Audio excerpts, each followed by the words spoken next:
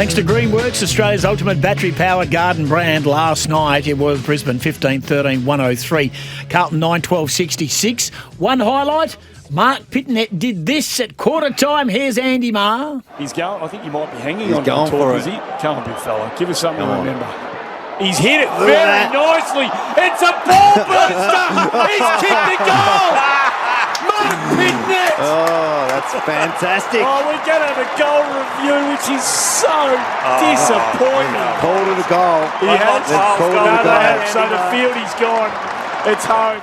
Had his Malcolm Blight moment there, and he was okay kicking the 2 goals, Mark Pitnet. Of course, he spent a fair bit of time in the ruck. It's almost like Buddy Franklin going back to when Hawthorn were successful. They pushed him out of the full forward position, put him up to high half forward, and it looks like they've done that with Tom de Koning. But they were far too good last night, the Brisbane Lions. It looked like it was heading towards 60 points, but they found a way in the last quarter, Carlton. They didn't give up, and they actually tried, but it's just their system is broken at the moment. The effort is there, but their outside system is not, and their skill level at times very, very poor. Mitch McGovern at times missing simple targets. Motlop missed a few as well. So they've got their challenges ahead, but for Brisbane, it's looking pretty good. They're in a terrific position heading towards finals. They've got so many superstars. I think Rayner and Bailey are probably 2 now that are playing at a certain level that's going to hold them in good stead in big finals because they're scoring. Though Bailey kicked 1 goal 4 last night, coming off 5 goals last week. But they're moving the ball quick. Their run from behind, their corridor movement is sensational to watch. And they've also got tough inside players.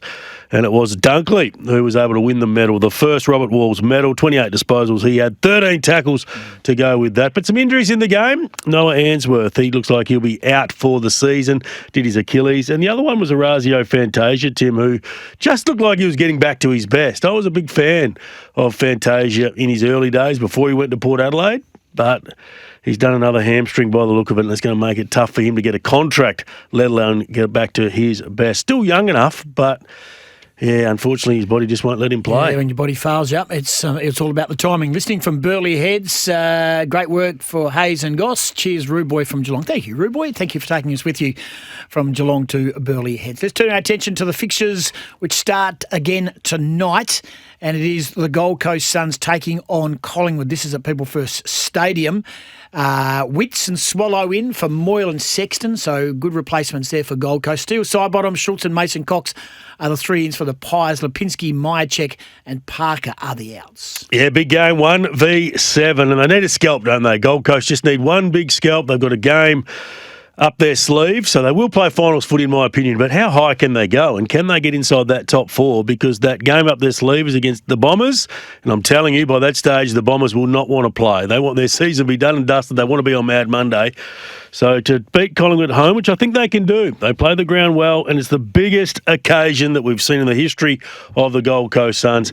Their midfield is in really good form. Noah Anderson, Nick Dacos, the 2 favourites for mine, the 2 leaders right now in the Brownlow would be those 2 players, and they won't go head-to-head, but I think Took Miller will spend a bit of time on Nick Dacos. A couple of outs, Myercheck, a couple of those players in their forward line that are important. Still no Bobby Hill, but this Collingwood side, as you said before, just role-driven. And it doesn't matter who's in, doesn't matter who's out. They're playing with confidence and a freedom that is separating them from the rest. So I'm going to go the upset, though. I think at home, Gold Coast will take their biggest scalp on the Friday night stage. Yes, starting to tend to agree. And even Scotty, who's a rusted-on Collingwood man, believes that there is a loss coming for Collingwood. It might be, for the want of a well-worn cliche, it might be the loss they need just to right the ship a little bit. And in defence, like they've got some runners. They've went and found Noble. He's been terrific, hasn't he, coming off the half-back line. You've had others that have played that role, which is what you need. So targeting recruiting has certainly worked. Jeffrey and Rioli, the other 2 that have been sensational for them. Davidson returns from illness. Dolan comes back. The youngsters, McNeil and Duray, go out at the Bulldogs. Cook, Chase Jones and Wayne Miller, who was a late withdrawal last week, so it's a big in for the Crows. Smith, Murphy and Rochelle is out injured. This game is being played at Marvel, was originally being played in Ballarat. Yeah, I think the midfield suggests that the Bulldogs will get plenty of football, but if they don't use it and take their chance inside their forward 50, I think Adelaide's the one team that can challenge them back the other way. I still have a few question marks on the defence of the Western Bulldogs. Is Rory Lobb good enough to play that role where he's the number one defender?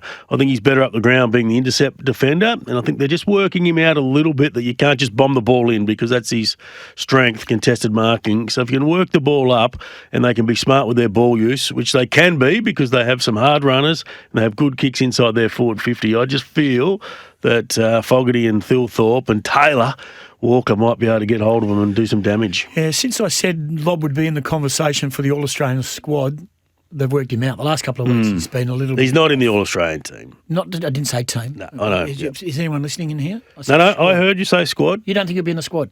I think he'll be in the squad. That's all I said. Yeah. All righty. But I was thinking he was getting...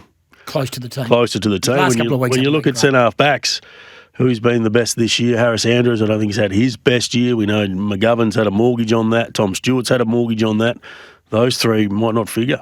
And Taylor's been injured a fair bit and probably hasn't reached the 16-game threshold, isn't it? Yeah. 16. Well, he might be coming back this weekend, though. Did he get named Taylor? No. They reckon he's close, No, he's so not. maybe next week. Well, who wins? That one? Going to go Adelaide. Alrighty, to beat the Bulldogs. That's a bit of an upset. Alrighty, as you mentioned, the GWS Giants, we saw them here last week. Whitfield returns and Jesse Hogan.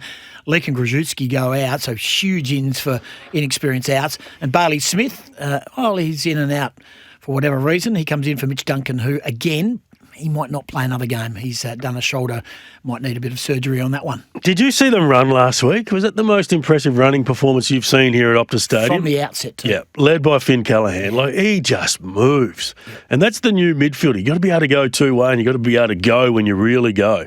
He did it. Even Tom Green's improved his running. Ash was just dominating off the half-back line. Kelly got back into some really good form, and O'Halloran and Angwin was the other one that looked good as well. It's been a good turnaround from the Giants. So I thought they were the most vulnerable a month ago, but they've had a couple of big wins and a big test against the Cats because they are a good running team as well. But I'm going to settle on the Giants at home to keep the momentum going against the Cats. Jaden Short, Grzycki, Taj Houghton in for his debut. It's a good story coming off that knee. They drafted him injured. Debuting this weekend. You certainly are, Taj. Tresize, Blight, Hugo Rell-Smith, Lawler, Alga and Bolter. So some youth there and some experience out. So Blight's out. What's going on there? So it's an interesting one because yesterday there was a story during the rounds. I think Josh Gablich wrote a story on AFL.com that said Jacob Blight triggers a new deal for Richmond by playing against Essendon. He's been dropped. Do we look into that? Oh, I think so. Yeah, absolutely. So well, he hasn't been preferred too often this year. So one more game gets him a contract extension. He's a really good reader of the play, isn't he? Good contested mark, good intercept mark, but he's slow. Yeah, and he's going to need, if he is going to survive, he's going to need smart players around him. And when you've got Noah Bolter that's played in that position as well, who's really struggling, it is difficult. But they've got youth, haven't they? And they did recruit a few of those types to come in, Luke Traynor amongst them, to play that role. Did you have, and we played it ad nauseum the other day, did you listen to Sam Lawler singing the Zach? Yeah, I did. I saw it. Good voice. Listen to this. It's him on the guitar too. I just love this. Him and Isaac Rankin. AFL Grand Final. What do you reckon? Don't worry about the main act. Could do a lot worse. No, they're getting gout. What's he doing? Well, no, not singing. They think it's a good idea to go and pay him to come and do the sprint. That's not good, is it, from the AFL? They lost their way a bit, the AFL. Mason Redmond, Elijah Sartis and Oscar Smart double T in for his debut. He's debuting as well for the Bombers. How many metres would he need in a handicap race against the AFL boys? 20. 20. Would that excite you? No. Would you go to watch Gout? No. I wouldn't go watch him at the Athletics Centre, let alone watch him at the AFL Grand Final. I love him. Did you? We love him, yeah. I love him, don't get me wrong, but I'm not going to fall over myself at Gout. Perkins, Caldwell and Gresham are the outs, the Bombers. Yeah, I'm going to go with the Bombers here. I think they need this win, but if they were to lose, and we know the Tigers have been down the last probably month, and there will be a response. Excited for Taj Houghton. I think he's going to be a good player, early pick, good size as well, but I think the Bombers just too much to play for. And if they were to lose this one, I know they've had some injuries this year, but the pressure needs to be consistent. That's all we ask for, isn't it, on coaches from media commentators? Be consistent. And Brad Scott's had a pretty good run in recent times, so they need to show a bit. The three emergencies for Richmond, Blight, Jacob Blight, Steely Green and Caleb Smith. Caleb Smith a West Australian? Yeah. He is, isn't he? I think so. Yeah, I know Steely Green is. So all three are West Aussie boys. So And Nick Vlosten, 250. Yeah. Good player, Nick Vlosten. Well done. Premiership player. Top 10 draft pick? Was he? Not sure, but geez, he's been a super player. Fremantle Hawthorn. This is the one we care about. 1 hour, 1 day, 10 hours and 50-odd minutes before this game gets underway. Here are the changes. Oscar McDonald, Switkowski. Talk me through that. Do you think that, like we've just seen, I like him. Alex Pearce goes out? Did they rush Alex Pearce? Or could they have done anything different? Or was the season on the line? That was a big win last week that they could have got against Sydney. The surface was always a talking point, never actually became anything. They fixed it. It's a hot spot. But, yeah, Switkowski's he's so important. I think he is an important player for them. I agree. But it's a big game, so do you rest them or do you got to play them? I'm just going to be watching him so closely in the first quarter. Pearce and Erasmus go out. He wouldn't want to do one more, would he? No. And the selectors wouldn't want him to do one more tomorrow night. Are you concerned about Alex Pearce for this year? Yeah, I am. Yeah, man, he's important to them. But Oscar McDonald is a very handy extra. Kelshadere, Finn McGuinness worries me, and I know he's going to have a role, but he won't be able to keep it. Sarong's going to get tagged, and Sarong's going to take him to the cleaners. Ramsden and Seamus Mitchell go. I don't think Finn McGuinness is going to tag Sarong. You don't think so? Where's he going to go? He's going to go to Jordan Clark. He plays the tagging role as the half forward. I think he's going to do a job on Jordan Clark like Sydney did last week, and I think it will be Connor Nash. The bigger body goes to Caleb Sarong around the midfield. And as we heard from Hodgie, he doesn't believe Sam Mitchell is a big one to tag, particularly in the middle of the ground. So I'm going to be watching to see what happens there. But Freo have won 6 of their last 7 against the Hawks, and sometimes you can get confidence against a team. I know the Hawks have been down through that period, and they've been improved over the last 12 months. Fremantle clearance game, very, very poor last week, and that's where they need to improve. Improve the clearance game, but also get another game where you can score if it's not on your terms, because clubs, I think on the back of Ross Lyon, have done their homework on the Fremantle midfield. I'm looking forward to the big ruck battle. Lloyd Meek, he was forced out because of Jackson and Darcy, and now he comes back to town to take on the two of them. He'll do it by himself. They will have Ramsden there as well to support him. Who do you think wins that battle? Do you think Justin defaults to Darcy more so again because he's a bigger body? Or does he allow Jackson to do what he does and run around and have impact? That's where I think they get the one up. See, I think what we see, and we mentioned it to Hodgie before 7, the whole ruck leaping at the highest possible point is no longer a part of the ruck skill set. Cross the line, take it away. So that's all Meek will have to do. Stand across, and he's going to see this all night, and it's just going to come where the ball comes to ground. So for that, Meek probably has it over Darcy, but if Jackson does get the cameos in the ruck contest, he could leap over the top, and it might get the ball going Fremantle's way. Well, it's not just about the leap. It's about obviously the hit-outs are important, but it's about his follow-up. That's what I love. It's follow-up to win it, to then give a handball to Caleb Sarong, or then tackle their midfielder that picks it up, spill the ball, and then Caleb Sarong, Andrew Brayshaw, Matty Johnson can run away with it. That's why I love Luke Jackson. Yeah, you give away in the ruck, but you also challenge them in other parts of the ground. And when you're a slow-moving team at times, that explosion from stoppage becomes pretty important. Hawthorn, Tim, they got some good half-forwards, Moore, McDonald, Watson, Ginnivan, so they'll all play their role. Barassan Battle, back into some good form last week. They're settling in. Sicily, second game back as well. I think at home, I've just got to go with the home team. I think Fremantle, but we'll get there in a real close one. It's going to be wet. And we had a text come through about the weather. Who does that favour? Well, Fremantle's wet weather form this year has been very good, and they have improved that part of their game. So it takes a bit of the run from the Hawks. So I'm just going to go Fremantle in a very close one. Yeah, all righty. This is what Sam Mitchell had to say about maybe looking at how St Kilda played Freo a couple of weeks ago. When you look at other teams, sometimes you can fall into a trap of saying, oh, that worked by that team and that worked by this team. And if you're dumping at all those things, then you end up with no identity of your own. So you do need to be careful, but it'd be silly not to look at some tactics that work against different opposition. And certainly St Kilda, with just so many numbers around the ball, seem to have caused certain teams a fair bit of trouble throughout the year. They haven't, with such a young squad, they haven't been able to finish off a couple of those. But the Fremantle game, we certainly have had a pretty close look at what they did, particularly around stoppage until three-quarter time. Apologies, I did say Max Ramsden as the second ruck. I think Marby Chol will play that role because he has been omitted, Ramsden. He's on the... Sorry, John. Good call. He's an emergency. Windsor, Hase, Campbell. That's Tom Campbell, the well-travelled Tom Campbell. He'll be making his Melbourne debut if he was to come in. I'm debuting this weekend. Thank you, Tom. Jack Henderson, of course, had a mini role at West Coast.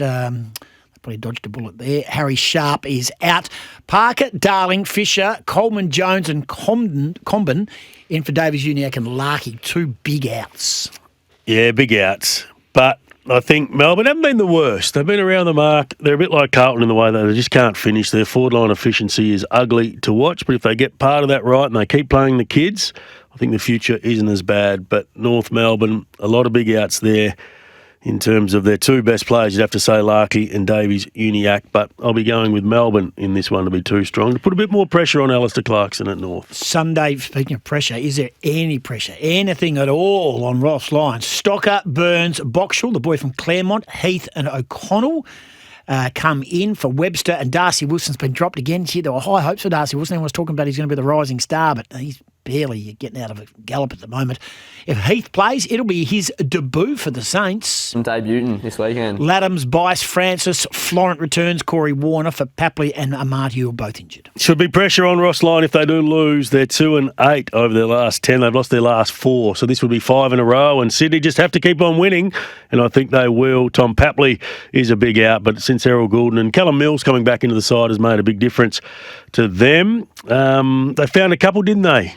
I think Max Hall has been a good player. You know, he's been number 1 rated over the last 4 weeks by some rating systems. I like him. Number 1 in the competition. Caleb Sarong was listed at number 4, even with that performance last week. Alex Tarou showing some good signs, but they need to lock away Wanganeen Malera. How do you feel about them offering him 1.2, 1.3 mil, yet Tom de Koning is being offered 1.7 over here? Do you think that would play a part with the management to say, hang on, guys, Tom de Koning's the 7th best ruckman in the comp right now, and you're offering him a lot more money than our client, who is getting chased pretty hard by other clubs? Is it Port Adelaide or St Kilda? That's his choice. Adelaide's still there, I think. Yeah. Problem with Port Adelaide, they don't have much to get it done. So it's South Australia and or St Kilda. Why would you stay at St Kilda? Because I don't look at them and think they've got a future. Have you seen the way they give him the ball? I think Ross Lyon has set this up. This is what Ross does, and he did the same with Brad Hill. Remember Brad Hill had that year that was terrific? It was just instruct. Give him the ball, give him the ball, give him the ball. So I think if you're Malera, you're loving life there because you got to get it 40 times every single week. But sometimes they're getting in trouble, and particularly going back to Fremantle's days, he wasn't the best kick. Brad Hill sometimes going inside the forward 50, so it backfired. Who are you tipping? Sydney? Sydney, yeah. Yep.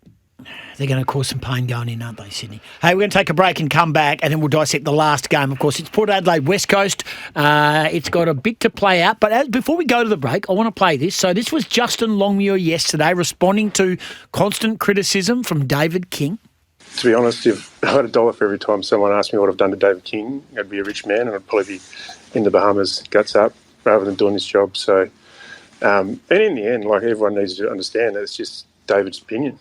And we're a game based on opinion, and that's his opinion.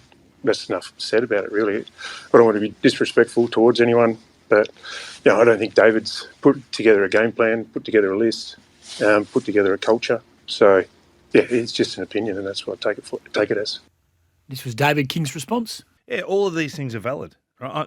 We just can't fire these bullets and expect nothing to come back, right? You're talking about people's jobs, which is, I think, part of the reason why we do the research we do. So it's okay to fire back, but there's a couple that just missed the mark. But in terms of Justin, that's perfectly fine.